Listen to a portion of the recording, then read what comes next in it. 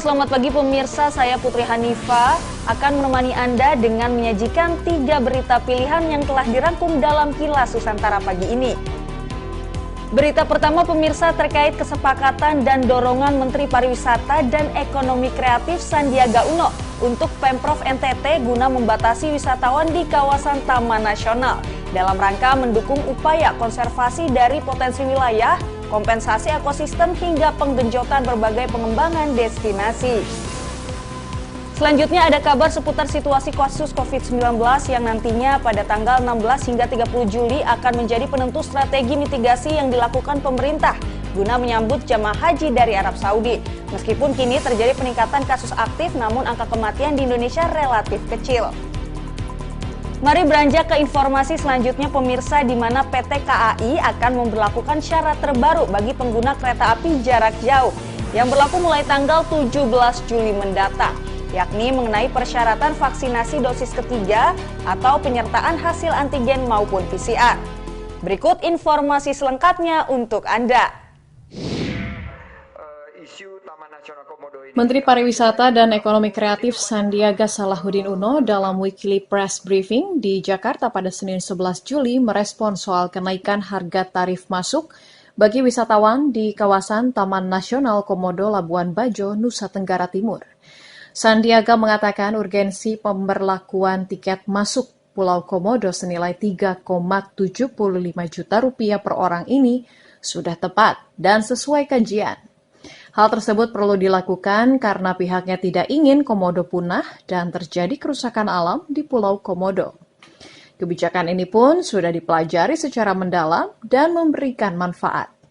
Sampai saat ini, pihaknya telah berkoordinasi dengan pemerintah provinsi setempat dan sejumlah lintas kementerian, mulai dari Kementerian Lingkungan Hidup dalam merealisasikan dan mengimplementasikan wacana ini. Biayanya itu tentunya nanti teman-teman di subsektor masing-masing, baik ekonomi kreatif maupun para pelaku stakeholders Parekraf ini bisa menghitung dengan baik, dan saya kok setelah mendengar tadi cukup yakin gitu bahwa justru kebijakan ini akan semakin banyak menarik wisatawan. Sementara itu, Kepala Dinas Provinsi NTT Z. Sony Libing mengungkapkan kebijakan tersebut akan diberlakukan mulai awal bulan Agustus 2022. Kebijakan yang diambil oleh pemerintah provinsi bersama pemerintahan pusat itu hanya berlaku di 2 pulau, yaitu Pulau Padar dan Pulau Komodo, serta perairan di sekitarnya, termasuk Pink Beach. Sebagai catatan, ada 4 fokus dalam penguatan kelembagaan di kawasan tersebut, mulai dari penguatan sisi sumber daya manusia, pemberdayaan ekonomi, upaya pengamanan dan pengawasan, hingga pengetatan wilayah untuk mencegah adanya illegal fishing. Dengan begitu, Sandiaga optimis potensi alam dan budaya serta sektor ekonomi kreatif yang holistik di Labuan Bajo dapat menarik banyak wisatawan. Dari Jakarta, Asfar Muhammad, Kantor Berita Antara mewartakan.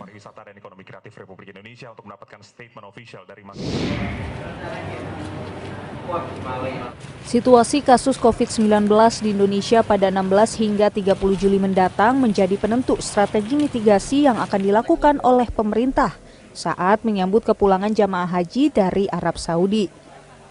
Hal tersebut disampaikan Kasubid Dukungan Kesehatan Bidang Darurat Satgas COVID-19, Alexander Ginting, saat menyampaikan keterangannya dalam dialog Forum Merdeka Barat 9 yang dipantau secara virtual dari Jakarta Senin 11 Juli.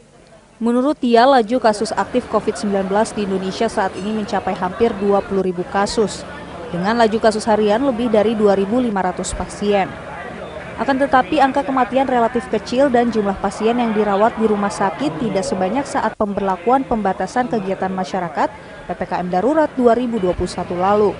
Ia pun memastikan Satgas Penanganan COVID-19 terus mengamati kondisi nyata di tanah air saat kepulangan jamaah haji dalam 2 pekan ke depan, sehingga strategi mitigasi yang tepat dapat dilaksanakan guna menekan resiko penyebaran COVID-19 yang dibawa oleh jamaah haji dari Arab Saudi.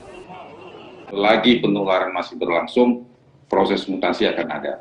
Sehingga oleh karena itu yang penting adalah bagaimana kita bisa mengimplementasikan dan mendaratkan surat edaran nomor 21 tentang perjalanan orang dalam negeri dan kemudian surat edaran nomor 22 tentang protokol kesehatan perjalanan luar negeri.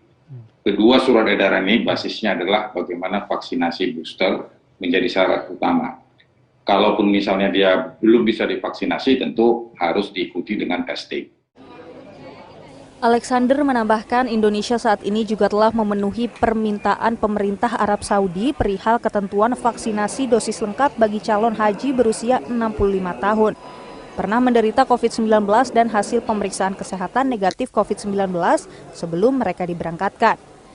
Selain itu, Satgas juga meminta tim pendampingan haji selektif dalam memeriksa kesehatan jamaah yang pulang, minimal dipastikan tanpa gejala COVID-19. Tim Kantor Berita Antara mewartakan.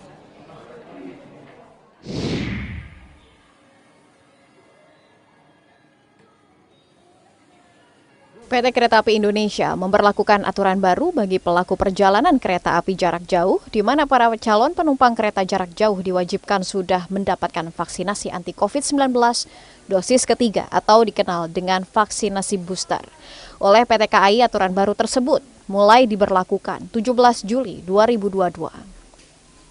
Manajer Humas PT KAI Daerah Operasi 4 Semarang, Kris Biantoro di Kota Semarang pada Senin 11 Juli menegaskan penyesuaian aturan perjalanan tersebut merupakan upaya mencegah kembali meningkatnya kasus COVID-19.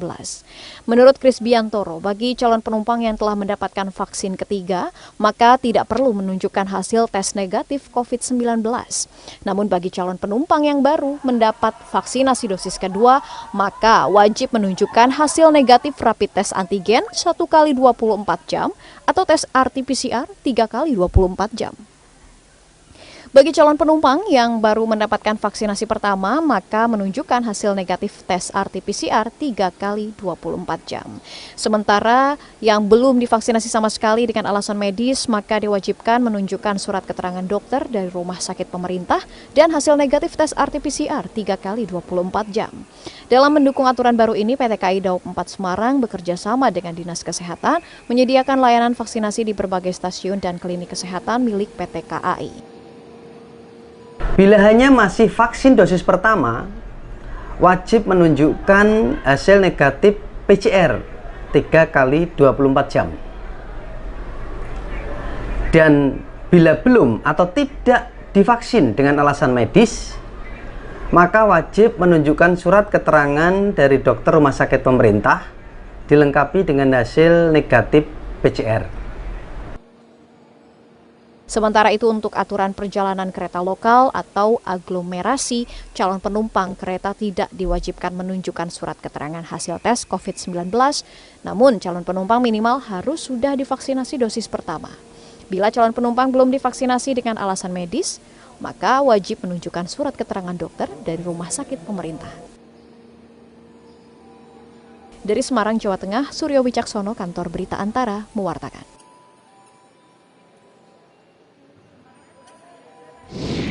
Pemirsa, informasi terkait syarat terbaru bagi penumpang kereta api jarak jauh tadi sekaligus menjadi penutup Kilas Nusantara pagi kali ini.